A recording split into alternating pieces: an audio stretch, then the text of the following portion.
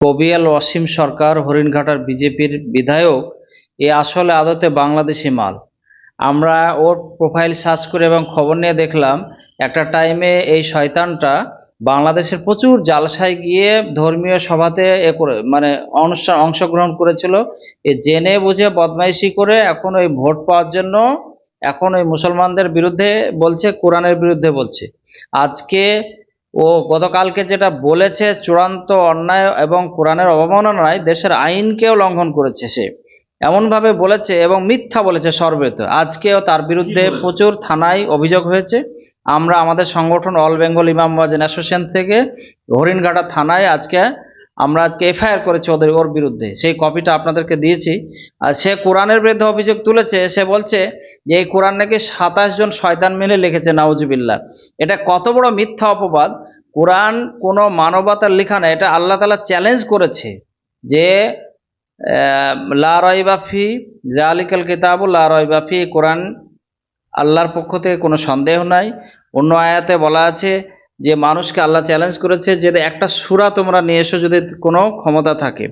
Even নবীজি কে ওহির মাধ্যমে 24,000 বার ওহির মাধ্যমে এসেছে, সারা পৃথিবীর লোক জানে। এবং এই নিয়ে অনেক জায়গাতে কোরআনের বিরুদ্ধে মামলা হয়েছে, সব খারিজ হয়ে গেছে। আর একটা ও শয়তানি কথা বলেছে, কোরআনে নাকি আয়াতে কোথাও বলা আছে অমুসলিমদের দেখলে মারতে বলা আছে।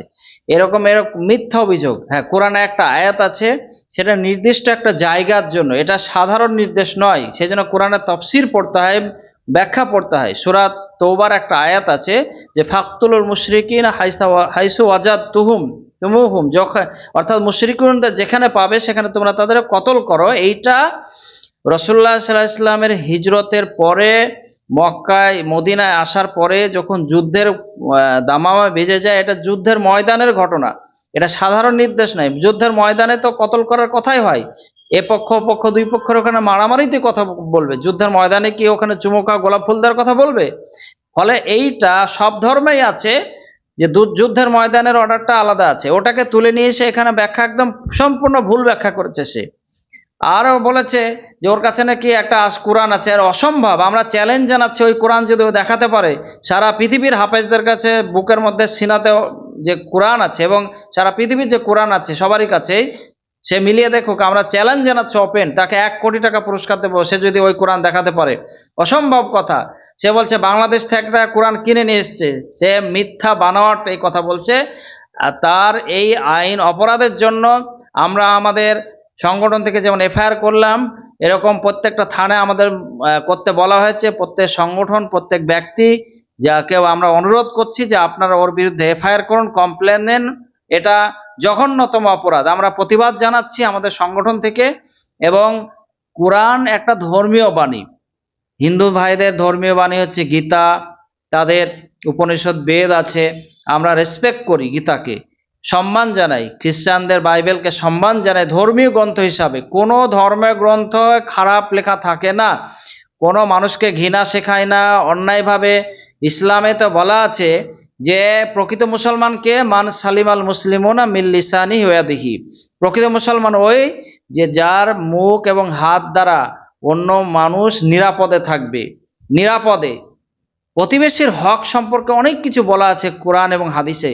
ফলে সে অমুসলিম হলেও তার সঙ্গে কোরআন বলেছে যে ওয়ালাকাদ কাররামনা বানি আদম, আমি মানব সন্তানকে, মানুষকে সম্মানিত করেছি। এবং কোরআনে বলা আছে যে মান কতলা নাফসান বিগয়রি নাফসিন, কোনো ব্যক্তি যদি কোনো ব্যক্তিকে হত্যা করে ফাকা আন্নামা কতলান নাসা জামিয়া, সে যেন সমস্ত মানব জাতিকে হত্যা করলো। ফলে এখানে হত্যার কথা কি, একটা প্রাণের মূল্য ইসলামে কোরআনের কাছে বিশাল বড়। ফলে মানব জাতিকে হত্যা করার কথা আছে। ফলে প্রাণ বাঁচানোর জন্য অনেক কোরআনে নির্দেশ দেওয়া আছে। ইসলাম একটা শান্তির ধর্ম, কোনো ধর্মগ্রন্থ খারাপ নয়। ফলে অসীম সরকার যেটা বলেছে সর্বত মিথ্যা, জালিয়াতি, বানাওয়াটি। এবং এটা ভোটের জন্য, সামনে ইলেকশন আসছে, ও লোক বদমাইশ লোক। এর আগেও কিন্তু বলেছে, অনেক জায়গাতে তাই এফআইআর হয়েছে। আমরা তার তীব্র প্রতিবাদ জানাচ্ছি। আমরা তার বিরুদ্ধে এফআইআর করলাম। সবাইকে জানাচ্ছি যে আপনারা প্রতিবাদ করুন, এফআইআর করুন। আমার নাম নিজামুদ্দিন বিশ্বাস, আমি রাজ্য সম্পাদক অল বেঙ্গল ইমাম মুয়াজ্জিন অ্যাসোসিয়েশন অ্যান্ড চ্যারিটেবল ট্রাস্ট।